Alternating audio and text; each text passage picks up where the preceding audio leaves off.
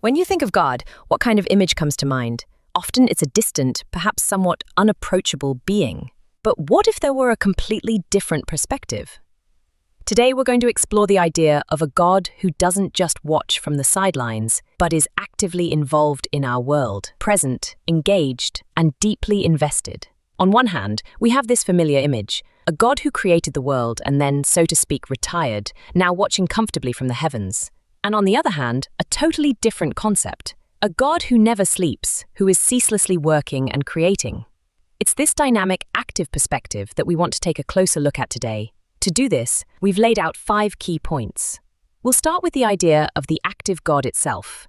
Then we'll dive into his nature, meaning his virtues.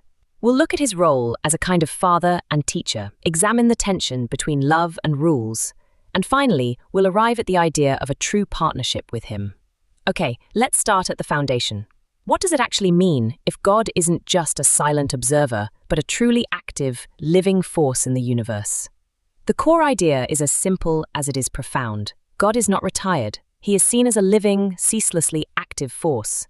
And that changes the perspective completely, away from a distant creator and toward a present participant who is constantly engaged, both in the grand scheme of things and in the life of every single one of us. All right, but if God is so active, what is his motivation? What are his character traits? What virtues shape his actions? To understand that, we need to look at the cornerstones of his character, which give a very clear direction to his work. The first virtue is purity. But this is about much more than just a moral commandment. It's the idea that a deep love for innocence and sincerity is the necessary prerequisite for building a connection to God, or you could say for becoming a vessel for his spirit. Closely linked to this is humility. In this understanding, however, humility is not subservience, quite the contrary. It is the result of radical honesty with oneself. For someone who unflinchingly acknowledges their own strengths, as well as their own limitations, humility arises almost automatically. And that then becomes the basis for all personal growth. And the foundation for all of this is truth. In this view of God, he is absolutely truthful. The logic behind it is actually quite simple. Because his knowledge is considered perfect, his judgment can only be right and just. There is no hidden agenda, no deception. Only absolute, reliable clarity. This leads us to a sentence that at first sounds like a contradiction. He loves everyone, but abhors evil. How does that fit together? The resolution lies in a very important separation. The love is always for the being, the person. The abhorrence, however, is directed at what the darkness, the heartlessness, and the distance from God makes of a being. You can perhaps imagine it like a dirty diamond. The diamond is beautiful and wonderful, but the dirt on it is repulsive and unpleasant. It's the impurity that is offensive, not the diamond itself. God knows it only needs to be washed, and then it will shine again in its own brilliance. Of course, the evil deed and its consequences are also something that pains and displeases God, and that is a very significant distinction. So, how does a character like this manifest in the relationship with us humans? The central metaphor used here is that of a father. But be careful, this isn't about an authoritarian ruler, but about a guide and teacher whose every action is aimed at our development, at our growth. This fatherly role has various facets. He accompanies us, so we are not alone. He guides us, to give us orientation, and he teaches us. But this is precisely the crucial point. It's not about blind obedience. The goal is to encourage us to learn independently. It's about fostering our own positive development. The basis for this guidance is the acceptance of his perfect wisdom. Because in this view, he sees the big picture and even the future. He has the ultimate freedom and authority. Figuratively speaking, he has the final say because he simply knows the best path.